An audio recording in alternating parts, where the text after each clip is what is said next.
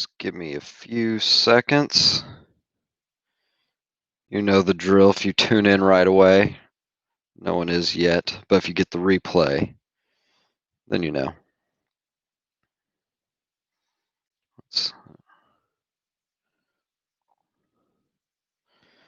I'm just tweeting this out. If any of you are following the PGA Tour and the bets, we got some live ones. We got Henley, we got Leishman, Malnati at 125 to 1 up there.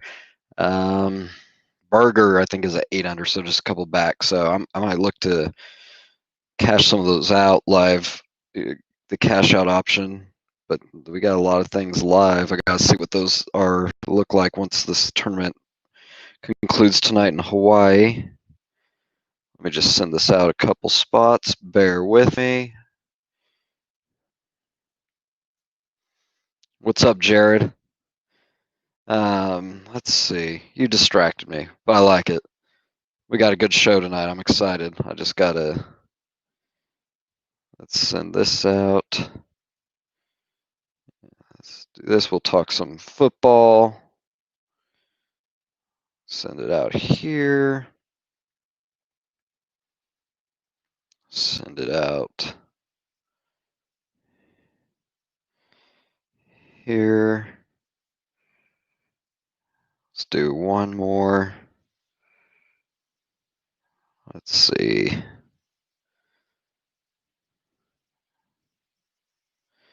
Got it here. And that will be good for now. And then let me do this. I gotta send.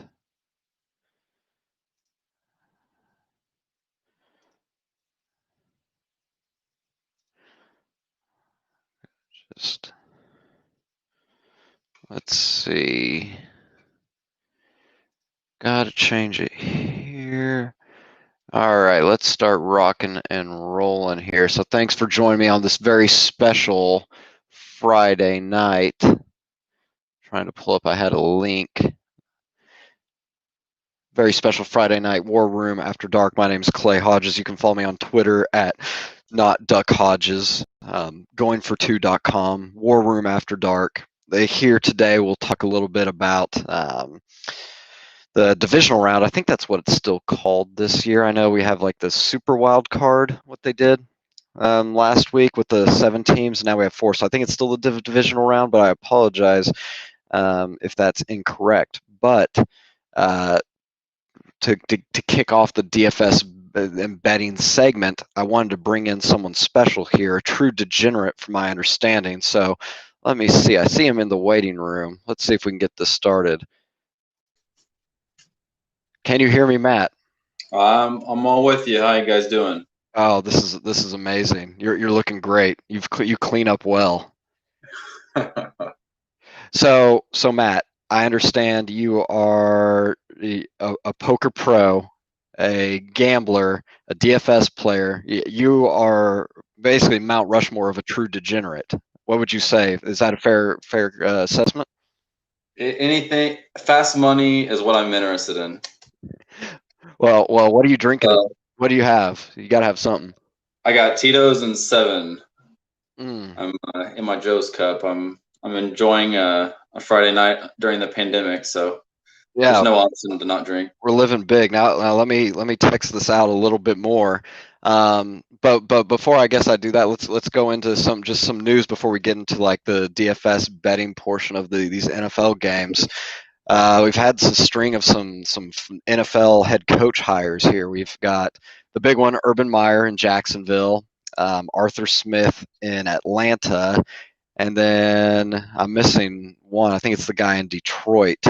Did he get hired? I'm trying to remember who did. I don't know if it's final or not. I was wondering that too. Yeah, I'll look that up. But what do you think about Urban? Let's start there because everyone wants to know. What do you think about Urban Meyer going to Jacksonville? I mean, maybe the more the question is, did everyone forget about his health? I mean, how long is he going to last there? I don't know. I mean, history shows that, I don't know, going from college to pro as far as head coaches go doesn't really, it takes definitely a few years for it to click with them. I think they're used to getting boosters money and getting the best recruits, and it's so different. I don't know if I see it working at least the first couple of years. But Well, he's going into a good situation, of course. So well, that's yeah, definitely. I think with his health, he doesn't need to last long. If Trevor Lawrence pans out, they'll have him on that rookie contract, and then he can just, once they sign him to that like $200 million deal or $300 million deal, then he can just retire, and that'll be someone else's issue with the cap. But I mean, with all Got a that, lot of money to spend. I mean, yeah, they got an incredibly amount of cap room, and they got some good young players that showed up this year. Lanushka, that running back came out of nowhere. I yeah, guess that's their offense. I mean, maybe O line help, and then if Trevor Lawrence is the next coming, like we think, like the Andrew Luck, Peyton Mannings of the world, they should be in good shape, man. That'd be pretty good. The other one, it was Arthur Smith to Atlanta, and then Robert Saleh to the Jets. So, do you have any comments about either of those? I don't know. I mean, I've liked the Titans the last couple years, and so I don't know. I mean, of course, Atlanta's always had an I don't know. They had the offensive talent, but it's just never really panned out since they've choked in that Super Bowl. But I could see, as far as DFS is concerned, I could see those players clicking with an offensive-minded coach. And I guess their defense did kind of turn around towards the end of this year. So I could see that working out. Yeah, he did a lot of good work in Tennessee, and then Saleh seems to be like just a popular dude. So that's probably what they need in Jets land right now after Adam Gase was just such a piece of shit. Yeah, I don't. I never understood like why he would even get in consideration for hiring. So he lasted a lot longer than I thought he would. And then someone in the chat, Dan Turner, let me know that it's a guy named Dan Campbell, who's the tight ends coach out of New Orleans, is basically confirmed to sign. He just can't sign on the dotted line, so he's going to be there. Don't know much about him. I think I saw that he was like the front runner a few hours ago.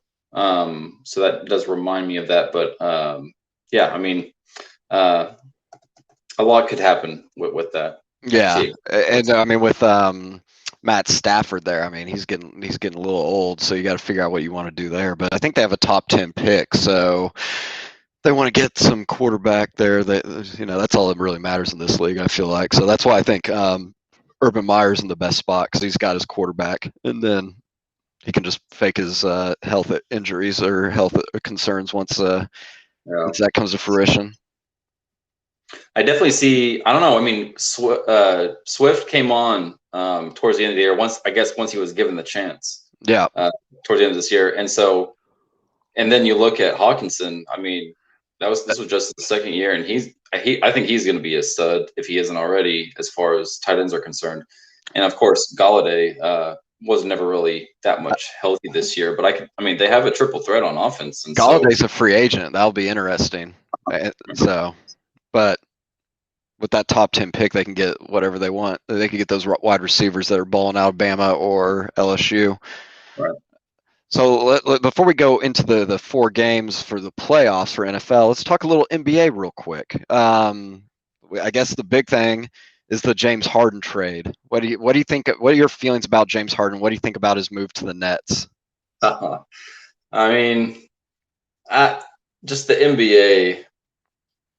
It I've been losing interest as the months go by. I mean, there's everyone's just trying to like team up to like have like a three studs on one team, The and super team, yeah. yeah, and I mean I guess that's great for the players concerned, but I don't know for the fans. I mean, there's really not that much competitive games to watch, and I don't know, just kind of becomes more of like a two-team league. I mean, I don't Well, know. I don't see that really. I don't know. I mean, we know how much Harden loves to. I mean, I the don't know strip how he's clubs. gonna. That's what you're saying, right? The strip clubs. Yeah, Yeah. exactly. Do you blame him for that? Uh, I, I, You don't have to answer if you don't want to.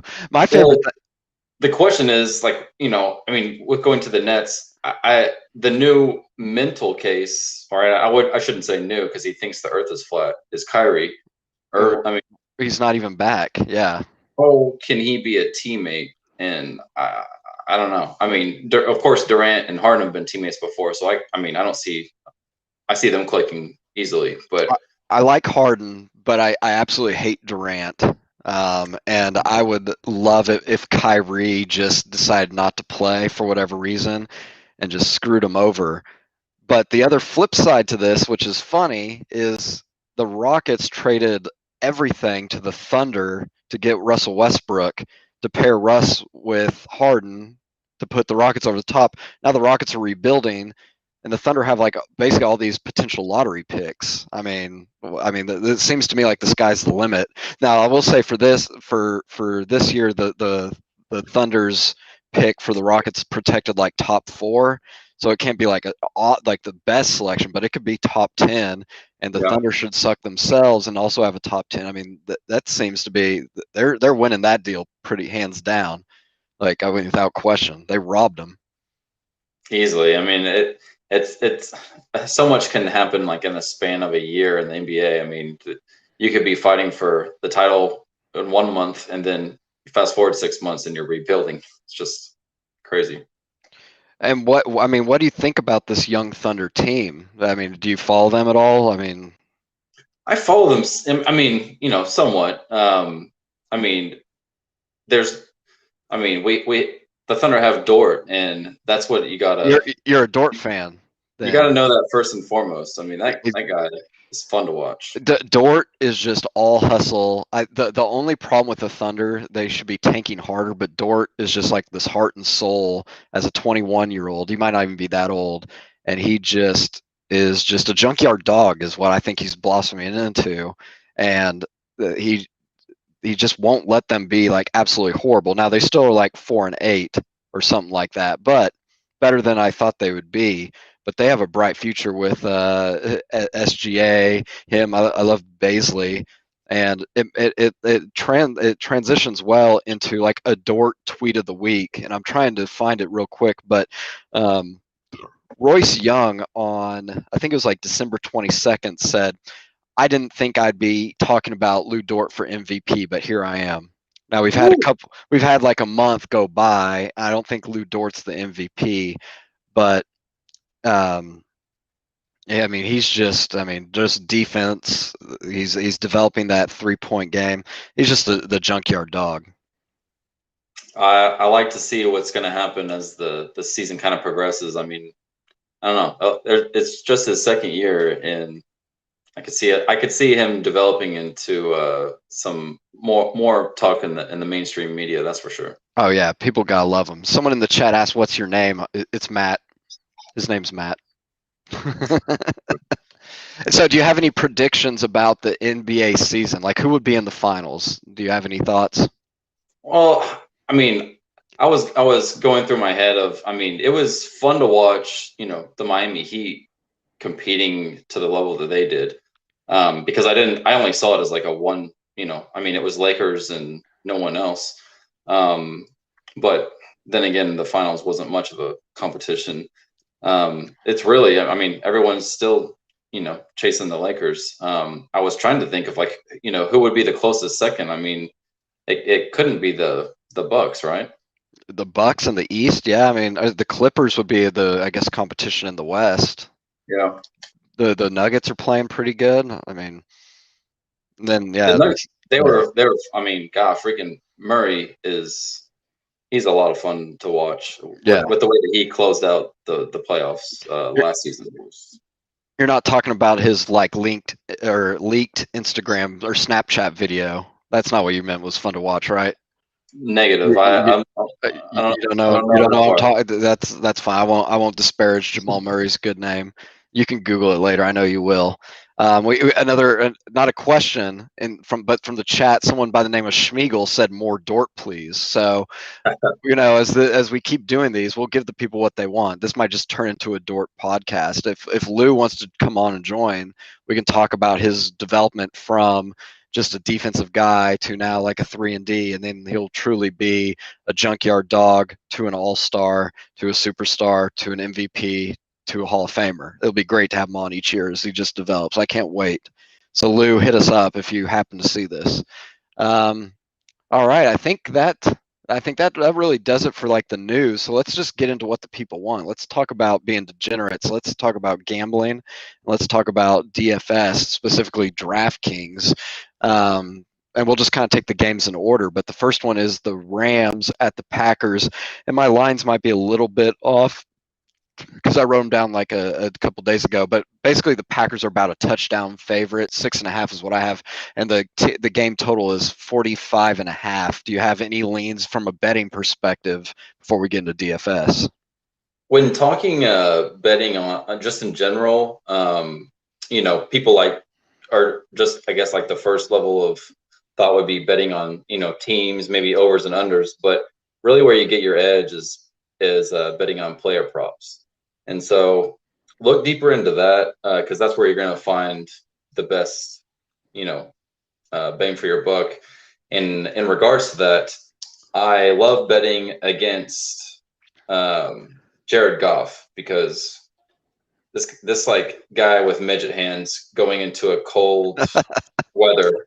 I mean, I just don't see him succeeding in any way. And so a bet that I heard that sounded pretty good. It sounds thin as far as what it was set at, but betting his under of 209 passing yards. But when you kind of rewind his history, he hasn't even left the state of California. I mean, high school, college, has been with the LA Rams for 5 years, I think. I don't see. I can just picture him, just with alligator arms, just shriveling I and just choking. Weather angle, I love it. But so counterpoint, what the Rams have the best defense and they have the best cornerback who will be on Adams. Could Yep. this game just really just grind to a halt, which might still help your prop because they could then the Rams would just run it. But They to just me, become so run heavy. I yeah, mean, I used to think that I'm drawing a blank on their coach's name, of course. McVay, Tom McVay, McVay. yeah, You should think he was just like a brilliant mind. I guess he still is, but they've really gone to like the running game and heavily. And I love Cam Akers as far as a DFS play. yep, So good cheap on segue. DraftKings. But yeah, I mean, I could see, the Packers' run defense is their weak point. Yep. So I could see that playing a role, but I don't know. I mean, Aaron Rodgers is just playing out of his mind, and maybe I'm biased because favorite player on my favorite team, but I don't see everything just fits for the Packers to win here rather easily. And I'm checking real quick just this weather app to see. I don't think there's any weather concerns this week, so it won't really affect the games. Apparently, Buffalo, there might be some strong winds with some gusts, but this, for the purposes of this game, Packers, it'll be cold, but there won't be winds or wind. To me, yeah, from DFS, I think you're right. Cam Akers is going to be probably one of the most popular players with good reason. That's probably their only way to beat or keep the game close, or if they can even beat the Packers. And the Packers are really good in the secondary. The Rams are really good in the secondary. They're decent against the run as well. I think it's going to be kind of a boring game. From I can DS, see it being on the lower scoring side. I think, yeah, from DFS, I think, yeah, Akers is going to be like the no-brainer. People will still play Adams, and I wouldn't fault anybody for it. It's just whether he beats Ramsey or not. He obviously can because Metcalf beat him last week on a busted play, so you never know what's going to happen. let me give you a stat that I vaguely remember. I think he, of course, he's going to be shut out by Ramsey, but they could see it being projected as, maybe Adams running about 70% of his roles in his normal role, and then 30% in the slot. And Keep him off him. if he were to do that, then this season Ramsey's only gone into the slot coverage 11% of the time. Yeah. Okay. And That's it. that, I mean, how much Adams can do in just like 5 or 6 targets in the slot. So Yeah, so for this one, I think you can still consider the studs like him, Aaron Jones, even though it's difficult. But I think some people try to like get to like was it Lazard or MVS. Mhm. I really couldn't get Yeah. there. Maybe Tanyan, but I mean he doesn't Yeah. get many targets. He just always seems to catch them when they come his But way. man, those I mean, I don't know. It's had like 6 touchdowns in the last 7 games, or 5 of the last 6, or something like that. Yeah. So that's pretty bankable as far as that goes. But yeah, I mean, the Rams defense are the real deal. So who knows how many red zone trips they're going to get. Yeah, for DFS, I might, I like Akers. I might play him with the Rams defense, or if I don't play Akers, play the Packers defense because I think this might be the most boring game of the week from a defensive standpoint because I just think both of their best players can be shut down by their what the defenses want to do. Yeah, I would strongly fade the Rams receivers as far as cash. I think they're going to be low owned. So if you wanted to go, play some higher GPPs, then that could be worthy. But I don't really see that panning out very often. Let's go to the next one, which is the Baltimore Ravens at the Buffalo Bills Saturday night. I have the Bills when I wrote it down favored by 2. What I've seen, it's never been more than 3 points, and then the game totals 50. Um, this is going to be a really fun game. I'm excited. It's the Saturday night one. But do you have a lean here with a prop that you're really going with? Let's see what kind of if I got a prop in this game. I do like the passing game with the Bills. I think they're going to be going 4 wide quite often, especially with Moss out now.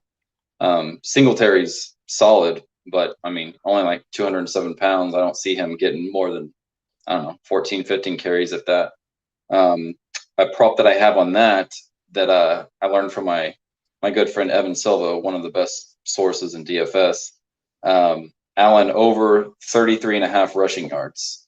There was a pattern with him the last few games and running often, and with having just pretty much one running back to fall back on. I could see him. I mean, it would only take a couple runs for him to break that. So I like the over on that.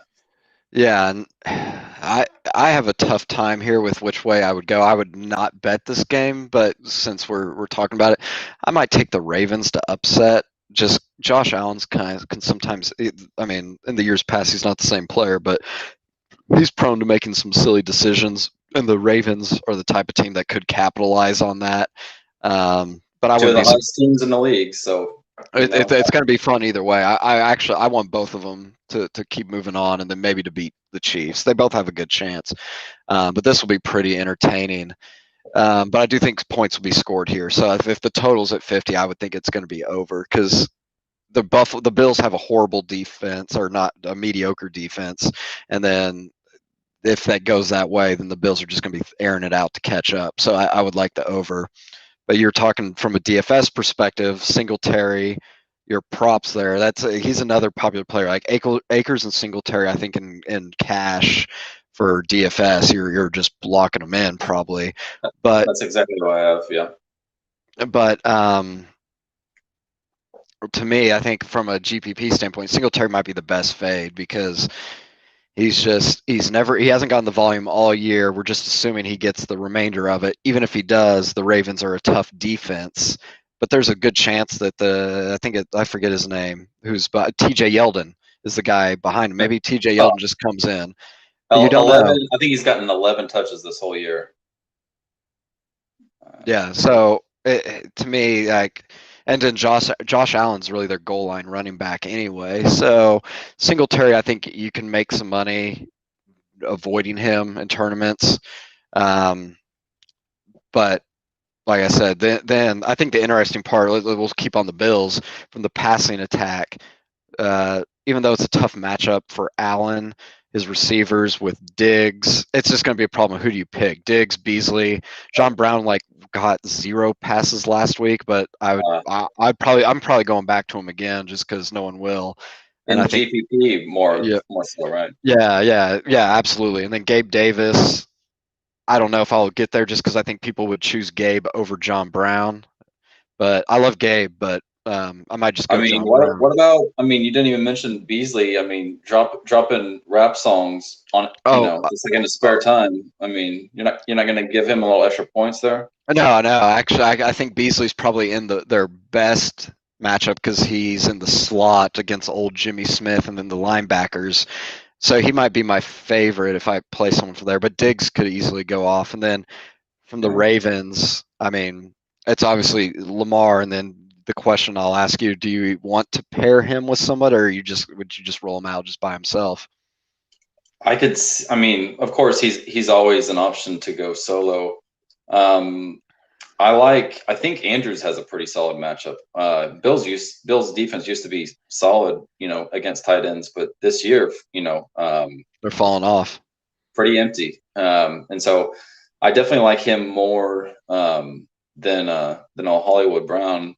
Um, they both, I mean, Hollywood's been pretty consistent, this back into this year, but I like if I were to pair him, I would with Andrews. I think that's a good edge as far as the tight end position, just kind of being on the thin side. Um, And I would think Tre'Davious White would shadow Hollywood. I mean, Hollywood can just run by him maybe, but to me, yeah, Hollywood's been just on fire. I would probably try to avoid him and hope that Tre'Davious shuts him down because he's cheap. I don't know. That would be me. But yeah, I think Lamar probably my second favorite play besides Mahomes, which we'll get to. But and then I mean, I guess the running game, Dobbin. If it goes the way that maybe I was thinking, where if the Ravens get up, then they're just going to run the ball, and then Dobbins is more in play. But he scored like 6 touchdowns in a row in the last 6 games, so he's in play either way. But I think he's decent. Maybe Gus, if you really want to go that route. But I think we have value at running back where you don't need to take the backup RB only getting 10 carries. right. And I mean, you're lower on Allen than I am. I like Allen just as much as, like, of course he's got his running game, but I really think he's going to be having at least 40 passing attempts. Oh Um, yeah, and so I just see that uh, you know the volume and opportunity there that he's, he could. he's I think there's definitely to the top three, and I probably won't even go. I won't even get queued at QB besides Mahomes, Lamar, and then Allen, because I don't see Goff. Rogers is okay, I guess, but I wouldn't trust Baker. I would not. Maybe Brady. I don't know, but I definitely wouldn't trust Drew Brees. But yeah, I think Allen's makes a lot of sense. Um, let's go. Let's go. So Sunday, the first game is the Browns at the Chiefs. The highest scoring or the highest projected game of the week at 56. The Chiefs are favored by a whopping 10 points. Lean here from betting or props. What are you looking at?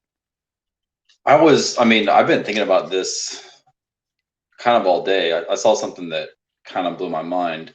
I mean, I think it might be general knowledge that when Andy Reid is on a bye week, his teams just blow up. I mean, they score 30 plus so consistently.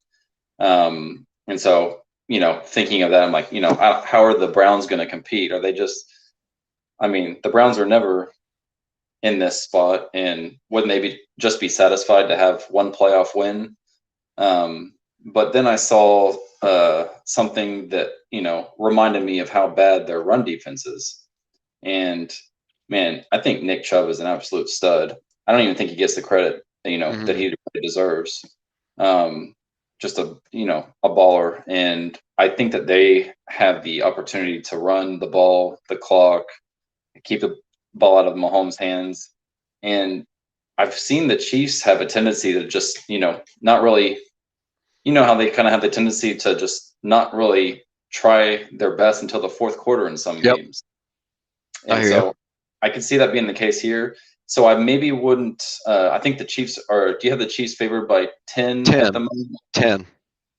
I I could see the Browns covering that, or at least playing that out. Maybe they have a rough start. I like betting the first half. If you could get the Browns at, like a plus 6 or 7 the first half, I could see them, running it well in the first half and it being kind of like a tide or even taking the lead. That's interesting because yeah, if the Browns take the lead sometime in the first quarter, they're just going to try to milk that and keep it close. So that would be a way to play that one out. I like it. The Browns, they have a good run defense, but I mean, I just think Mahomes and the gang can just pass all over them, I and so I know. like the over here, and then we can segue into DFS, but if we don't have to really talk about Mahomes, Kelsey, or Tyreek Hill. You can play any of them, all of them. It makes a lot of sense. With Sammy Watkins being out, now we have this so much value at wide receiver. You could play Hardman, you could play Robinson, you maybe even play Pringle if you really want to go there. But I think that's where the key to, from a daily fantasy perspective, hitting which one. I don't know which one it is. A bunch of It's them such a could dark hit, road to me. I mean, but yeah. I like them all. And then I guess Hilaire is questionable, but he's most likely out. And I don't even know what to do with like Bell or Daryl Williams. But the Browns are pretty good against run defense. They would be in consideration. I'd probably Daryl because I think in Week 16 he got all the carries over Bell. Like they still use Bell as the change of pace back. Um, so maybe him. But do you have a lean there on the running backs or even the A wide couple those hours, other? yeah, a couple hours ago, Levitan tweeted that they have CEH in for now, Okay. um, but I don't know of how, that's kind of a slippery slope. I don't know to what degree if that would be, I don't think he'd be used as a decoy, but Well, I CFH is in. It makes it easy for me at least because then I'm just not touching any of them because they probably get like 10 touches at most. right, 'Cause, like CH is just in there for a little bit and they all just split it. So, but I'm avoiding if I can. I mean, yeah, yeah.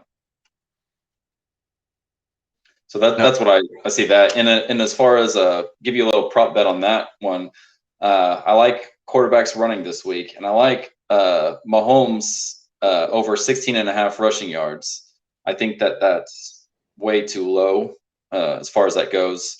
Um, the Browns have a pretty good mismatch on the D line versus the Chiefs O line, so I could see him being, pass rush pretty easily, and then him making a quick run quite often. So I like the over of that 16 and a half. yeah, no, that sounds good. And then the other one, I think his name's Kadarrell Hodge or whatever. He's back. He's like their third wide receiver. He's like minimum price on DraftKings. If you just think the Browns eventually have to start airing it out, he's in play. But it does scare me to play like a Landry or Higgins, which I think people will go to because the Chiefs do have a good secondary. But at some point, I do think they're just going to have to just say we're going to have to abandon our game plan of Chubb and Hunt and roll out. But I will say actually, now thinking about it with uh, David Njoku's out. Hooper was already a good play before that, and now I think he's a really great play. You liked Andrews a lot. If you want to come down from, obviously come down from Kelsey, he's like a good price as a wide receiver. If you want to come Yeah, down from Andrews, I think Hooper's probably my favorite cheap play there. And same then here. it gives you a lot of options because then you can put in a Hill or just put Kelsey in the flex, and that'll be rare because people hate putting two tight ends in DraftKings. So Yeah, I but you love got it. to get creative. I mean, it's pretty thin, player pool with these, just 4 games to choose from. So don't feel like you have to play, if you're playing cash, don't feel like you have to have 3 running backs in there. It might fit better to have, like you said, a tight end or maybe another receiver if there's a kind of a late game injury or COVID surprise of any sort. So definitely something to consider. All right, let's go to the last one here. Sunday night, afternoon, I don't know when it is, night-ish. Bucks at the Saints. Saints favored by a field goal. Game total at 52. We already had someone in the chat by the name of Richard Hochschild. He's a big fan of the show. He said, take Saints -3. Take it for all the gumbo, whatever that means. He's crazy. But I mean, to me, I actually agree. I'll just lead this one off. I agree with the Saints are just roll over the Bucks. They beat them twice. There's this whole discussion that you can't beat a team 3 times. I don't buy it. They'll get to Brady. They've dominated them. The Saints are just going to dominate this game. So I like -3. Yeah. Yeah. I mean, the Bucks only have a guy named Tom Brady at quarterback. What could go wrong in the playoffs? You act like Breeze hasn't ever done anything. Not the level of Well, Brady. I will say I mean, I love the Saints, Breeze especially, and just Sean Payton. It's fun to see how he uses his chess pieces on the field. You mean Um, Taysom? Taysom. I mean, what Harris just coming You out of look like nowhere. a Taysom fan. You probably love Taysom, don't you? Gosh, of course. I mean, I love the uniqueness, and he. I just love how Sean Payton can kind of be, 1 or 2 steps ahead of everyone. Like every other coach would just, like, well, he's a second string quarterback, got to keep him on the bench, but find ways to use, your talent, and it's awesome to watch. But what I was getting at was, man, I mean, the Saints have really only haven't they only won the Super Bowl since Breeze has been there? And the last, I don't know, like 5 or 6 years, it seems like they just keep getting screwed by bad calls in the playoffs. Yeah, and And I think they might have had to relinquish that Super Bowl because of the bounty gate. I don't remember but they might have had to get the Lombardi Trophy back. It's a shame, but yeah, that dark history there for targeting players, dirty. yeah, I just think, I mean, the Bucks are stepping up since their bye week. I mean, they've been winning pretty somewhat easily. I still think I think the Saints are the better team overall. Both have good defenses. I think Bucks #1 run defense. So Breeze is going to have to he's going to have to succeed throwing more than 10 yards down the field. This is Uh, this is interesting because I have the game total at 52, and both the defenses are top 5, and I'm just good would take the under. I don't see this one shooting out. I could be wrong, but either if one defense shows up, it's hard for the other ones because the Saints are more than happy to dink and dunk and just yeah, dump it off to grind out the clock. And actually, Tom Brady's been throwing it pretty deep down the field, but Mike Evans is shadowed by Marshawn Lattimore, and he always shuts Evans down. So exactly. I don't see this one getting over. Yeah, and to your point, what I was going to get at too was, I mean, Mike Evans, I think the last 4 games, the most DK points he's gotten in one game was 12 points. He got shut out. I mean, 0 catches one of those games. It seems like Lattimore just has his number for whatever reason. I, I think I would easily pivot to Godwin, my top Bucks receiver, and Antonio Brown isn't far behind, but I would, and unless you're really wanting to reach, I would fade Evans. What do you think about Gronk? God, he just seems touchdown dependent. I mean, I love the guy, of course, but got to take the emotion and attachment out of that. He just hasn't. I mean, Cameron Brate, I forgot how good he was with OJ a couple of years ago.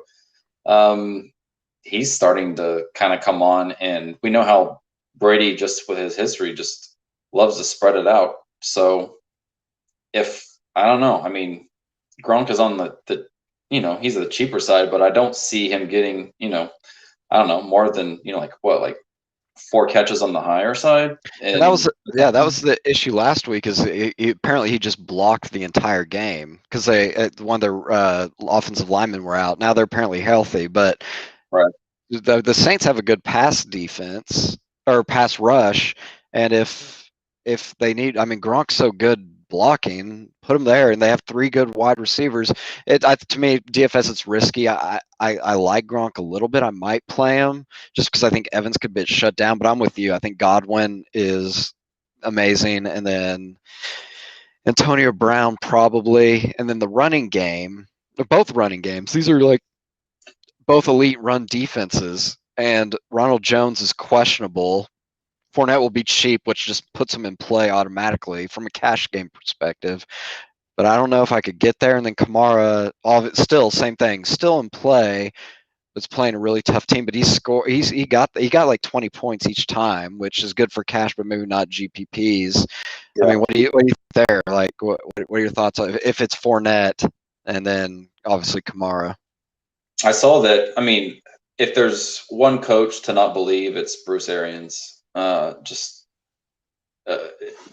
I don't really believe anything he says, but Fournette is supposedly starting. And, you know, uh, Ronald Jones was active last week, 0 touches. So that is a backfield I would like to avoid, but if you can fit it in, with how cheap they are, I don't see how. It seems like Fournette's going to get the first, crack at it, and so I would have a hard time putting in Jones, in any capacity. Right. Yeah. And I heard if Latavius Murray is questionable, if he's out, then I think Kamara is like a good play because like he's already a good play, but Latavius out, he gets just that much more of the carries, and we just need him to get there. He'd probably be my favorite expensive running back if I go there, but there's just so much value. I think the chalk build for cash games would be you just get the cheap running backs of Singletary. Akers isn't cheap, but you get Singletary, Akers, and then you just spend on wide receivers. So I think for GPPs and DraftKings, just shifting a little bit, maybe getting a Kamara or something like that. I think that would be a little bit unique. I wouldn't be afraid to use Michael Thomas. I mean, I still Oh think yeah, he's oh yeah, really underpriced, and we missed I have that. him. I have him locked in there. And it's kind of hard to pick him when last week was kind of like his first week back, and he didn't get much, but they were in run game mode the second half, and so I see this being a pretty close game either way, and being fed 10+ targets. I appreciate that. I've almost glossed over that. Yeah, Michael Thomas is so cheap. Like he obviously he's in play no matter what. I actually kind of also like Emmanuel Sanders, just as real sneaky because I don't think anyone's thinking about him because I don't. Sure. Some guy named Harris caught like 7 passes last week Oh, on the Nickelodeon game, and everyone will maybe try to go to him. He only played 14 snaps, so Sanders might be someone like real cheap. Maybe like obviously just tournaments, but if this game gets to that total of 52, Vegas usually knows more than us. So if they're saying it's 52, maybe something happens here, and then Sanders is definitely viable. I can see both coaches having some trick plays up their sleeves, so I'll be looking forward to watching this regardless. How many touchdowns does Taysom run for, pass for, and then catch? Give us the prop there. I mean, he's a lock to run in one, inside the 5. I mean, that's just their go-to, and the defense knows what's coming at this point, and they can't stop the guy. I mean, the guy's got tree trunk legs. So he's a gifted athlete. Tree trunk legs. Oh, look at the guy's legs. I mean, him and like Saquon Barkley need to have a squat off. Well, I'm sure. Hopefully, Taysom watches this. I'm sure he's a big fan, and maybe he'll comment. But yeah, maybe that could be his new nickname, Tree Trunk Taysom. Yeah, that's good. It's All pretty right. catchy. Yeah, I like it. So let's wrap it up here, and it's a perfect segue because I've been bombarded in the chat by my guest last time, Brian Schmalbach. He is not happy that he was not invited to this. He thinks we should have had a debate style, like first take, where you and him just went at it. And he doesn't like some of the things you said, but give me your review of him last week because it was Schmal's shop talk, and he said he was bringing the fire takes. And from what I understand, maybe you thought they were mild or cold takes. I mean, I don't want to put words in your mouth, but please elaborate. Oh, I mean, it was like I had to I had to have like caffeine like right next to me to stay awake for that. I mean, it was abysmal. Like there was no hot takes whatsoever. I mean, it was just like I was like reading taglines of like like looking for like clickbait. Just everything that he said was just everyone already knew. I mean, there was nothing new. Old news. That's what I would summarize it as. Old news. Well, maybe I mean, I hope you're having fun here. Maybe we could bring it back for a first take style, like for the conference games or Super Bowl, and just get some props because Yeah, he's firing off. He's very mad. You made fun of him when he said take Bama is what he's claiming, and he said I was right. Which when they're like a 2-digit favorite, I don't know if that's a hot take. Pretty ballsy to take Bama in this millennium. I mean, bold take, Like, Brian. Bold Uh, one. well, hopefully he's watching still and didn't break his phone.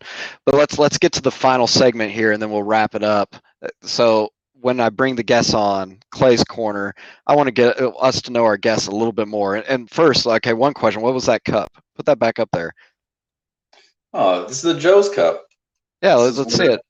Eskimo Joe. I know those guys. Look at them. Stillwater. Okay. you go. Okay, love it.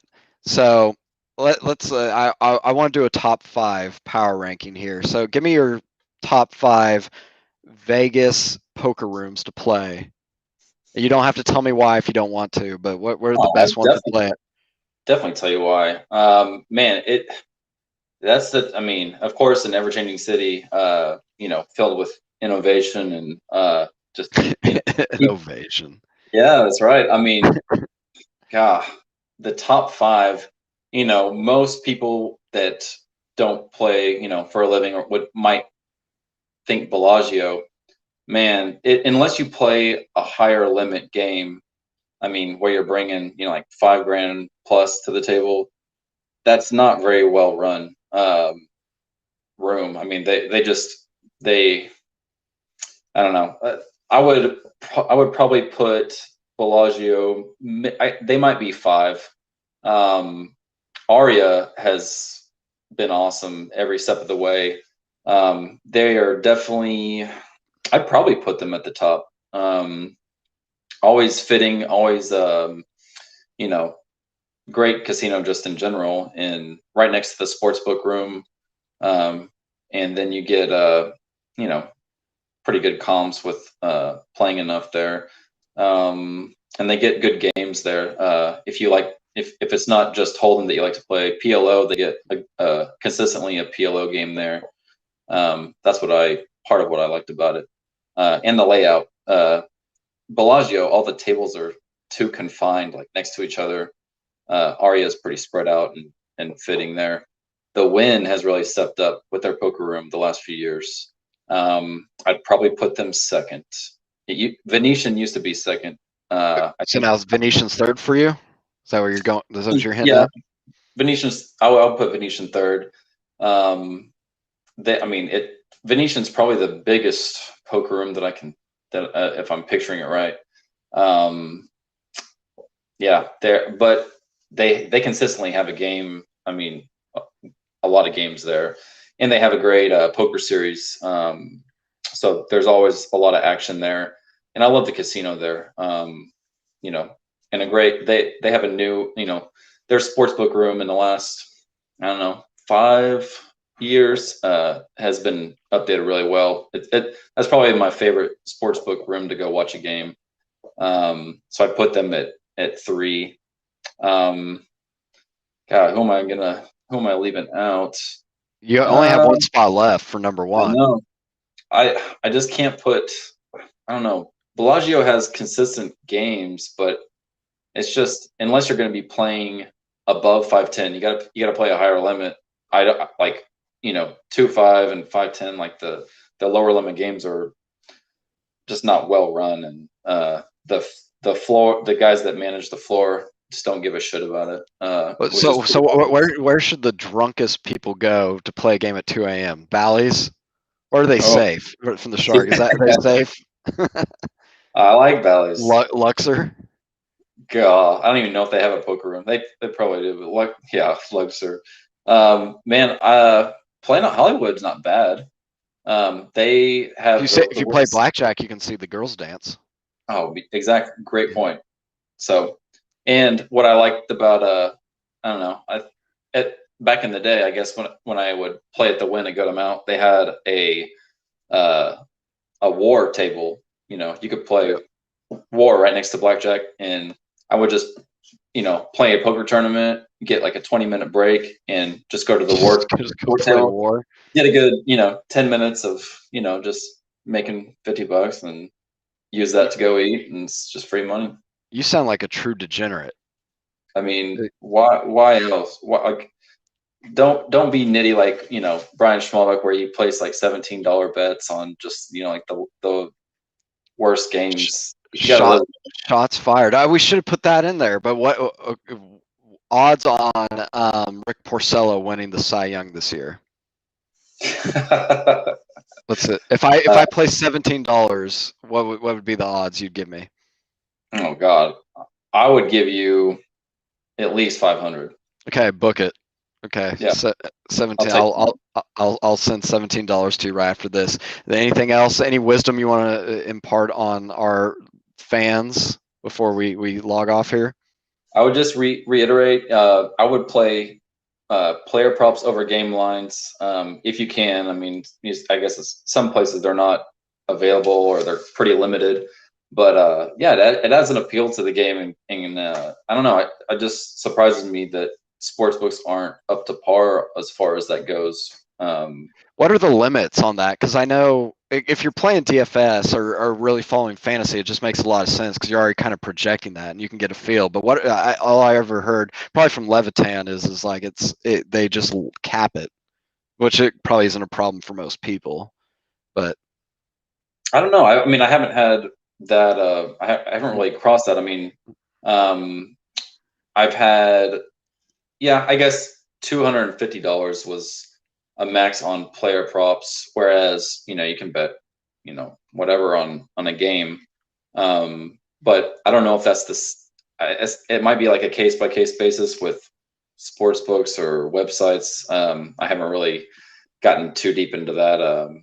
But yeah, it's I don't know. It's just so hard to bet game lines consistently. I mean, it's great to do it every now and then, but I always look at player props first and foremost, and then kind of hedge from there. all right, man. Anything else? That is all I got. I mean, that definitely something. No, a lot of things to look forward to, and will be interesting to see if the.